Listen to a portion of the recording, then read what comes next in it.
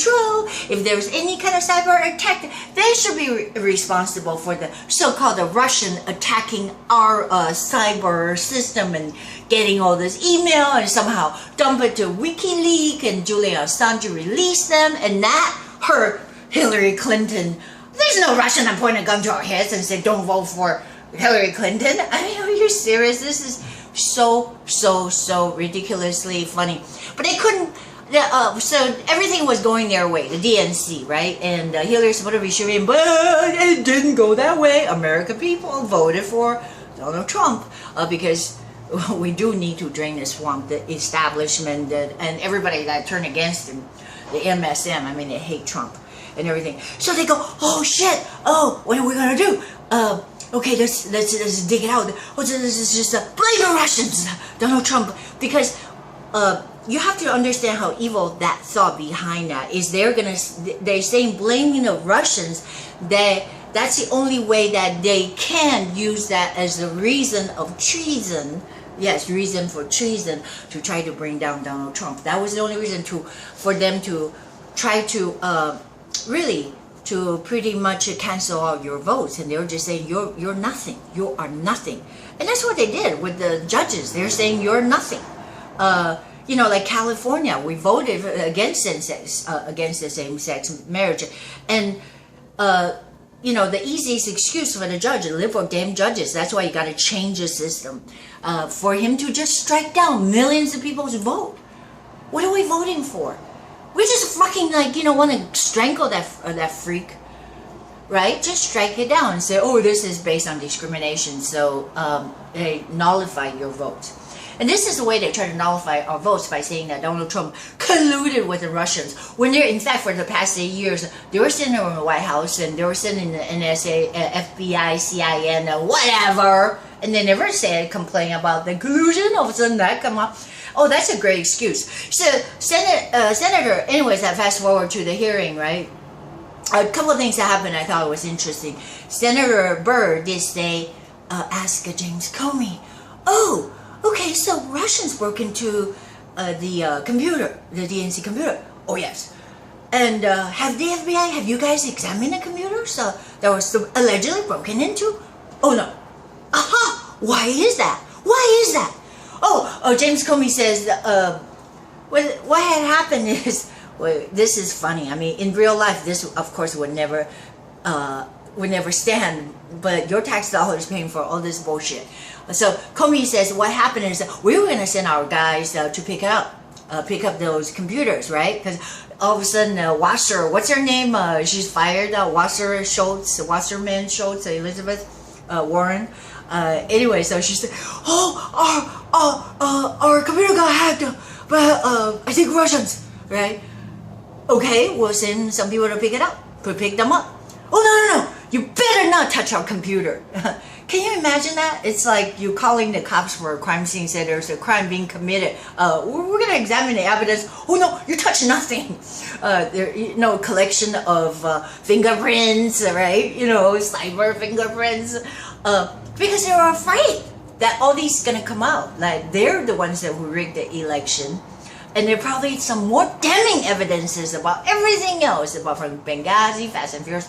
So they're trying to cover it up, but instead, Wasser Schultzman, whatever, what her name is, she said, oh, well, we're just going to hire a contractor, a private contractor, right? So they spent a bunch of money, hire this contractor called CrowdStrike to look for the evidences in the DNC computer instead of turning the evidences over to the FBI. So how could the FBI come up with the conclusion just based on the third party? They didn't even touch a fucking computer because the DNC would not allow them to see the computers because they were afraid of other crimes that they've done. The dirty deeds, the laundries that was going to be aired. Now, this is just funny. So this is all about nothing. What I'm saying is that, then they try to cover up by hiring this third, go on and on, this third party, and the third party person said, oh, of course the Russians did it, Putin, and I think the owner of this so-called CrowdStrike company, he's he's a cahooter with a theory about Russians. So somehow they created this theory. Oh, it's a Russian hacking for sure. I'm just thinking this is so laughable. So try to convict someone of a crime. I call the police. I say, hey, my house got broken into, and I'm pretty sure the next door guy did it, right? Oh, okay, we're gonna go check some evidences. Oh, you better not. We're gonna have like ourselves check the evidences and give you the report, and that's a summary. So there's no collusion. That's why he said there's no evidence of collusion or whatever. But then the soap opera obviously starts because he's a leaker. Comey, I'm talking about Comey is a leaker. You know, I mean, he's good at it. So who knows? God knows how many times have he leaked. Because he says, you know, I heard this is like, it's hilarious. The FBI director, right? You know, a 6'8" man. He was afraid of Donald Trump. Oh, I have to hide behind a curtain. 6'8". What are you afraid of? How could you run a country? I had sleepless nights and I thought, oh, if I was just Captain Courageous. This is so funny. The guy is an actor. Oh, sorry for sound actor. Anyways, I'm entertained. You know, this is more than entertaining. Too bad. So sad. It's not entertainment. I mean, this thing goes on and on because he said if I leak this, basically he gave it to his ex-employee, someone who's working at Columbia University as a professor, used to be an FBI agent. So he said, give him the memo that, whatever the memo he wrote down, like, well, it's like a romance novel that went sour. So Trump asked him to leave the room, and I'm in the room alone with him.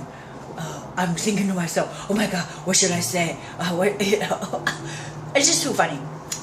Anyways, it's funny, it's laughable, but I'm just saying, I'm furious as well. Like, our time, our tax dollars are being wasted for this bullshit. There's no evidence, and then we're spending millions of dollars. That's what I'm talking about. The impediment of riding the ship. The ship is going off tangent. Obama, I mean, this is not laughable. I mean, he started a race war to pitch one race against another. And just proven again. I mean, he's running a shadow government. He goes to Canada with his $70 million advanced money for a book deal. And he dared to say, oh, we have to rebuild the top 1%. The top 1%, meaning the rich people. He's not, as if he's not rich. So he says, no, you can check the records. He actually says that we have to revolt along ethnic lines, tribal. That's what they try to dumb us down. Tribalism, tribal and ethnic lines. So he pitched the black against the white, the brown against the yellow, the green against the purple. Whatever, you know what I'm saying. The third point I'm trying to, I'm trying to think of, I thought that was very good. I was surprised that Marco Rubio, the senator from Florida, I used to think that he was just a politician for himself, and that's why we're so tired of this politician really going there to enrich their pockets, trying to get in the right finance committee so they get millions of dollars in donations. But Marco Rubio did raise a good point. He says, so the only thing, I guess Comey leaked everything about Trump that, he thought, was he interpreted as a so-called interference, or what do you call that thing? There's a term for it, for obstruction. Oh, obstruction. I can't believe they use it so, like, sovereign. Obstruction of justice. Hey, wait a minute. That's your fucking boss. Alright? Donald Trump was your boss. Even if he tells you to drop this Flynn thing, it's like you got so many buzz. You're on construction site, you're buzzing around like doing nothing, and he's like, so going, focus on one thing, and drop that shit, and you listen. But that's obstruction. I mean, come on, what is this world becoming? Really? And obviously they say, oh, Donald Trump was very inexperienced, and you should not be in a room alone with Comey. But James Comey didn't tell him that. When he first visited Trump after re-election, he was the one who closed the door and said, oh, can you have all your confidants leave? I want to talk to you privately. So he started the presidency. But now he seemed like he was so afraid. All of a sudden, Donald Trump, but he wanted Jeff Sessions, everybody leave the room. I'm so afraid what he's going to ask. What's he going to boom, boom, boom, boom. It's like the shark. Oh, that's hilarious. But the only thing he did not leak to the press. That's why Donald Trump was pissed off. This is what I gathered. Anyway, so I'm just giving you my take. The only thing he didn't leak was what? Trump was never investigated. And like Trump said, 3 times in the firing note, 3 times Trump said that you said I'm not under investigation, which is true. But Comey did not leak that to the press. Why? He had a bogus reason. He said, "Oh, I'm afraid what if things change later? I don't want to let it out there." That's just bogus. Things are not going to change later. I mean, you can't, well, I guess they did it with Jesus, try to hurl all these fake charges. I mean, that's what they're trying to do. I mean, it's bogus. They try to think of these words, and words, they don't even know what it means, like obstruction of justice. What obstruction? There's no obstruction. There's nothing. There were, because the special counsel is for a crime. There was no crime committed. The only crime committed was DNC within themselves trying to cover up their loss with Hillary Clinton and the internal emails that between them talking bad about everybody, and also how to rig it against Bernie Sanders. So that was the obstruction. They should be looking into that. They should be looking into the Benghazi, and also, what is the Loretta Lynch on the Tarmac. List that goes on and on. Oh, anyways, so the cleaning lady beckons. I'll talk to you soon.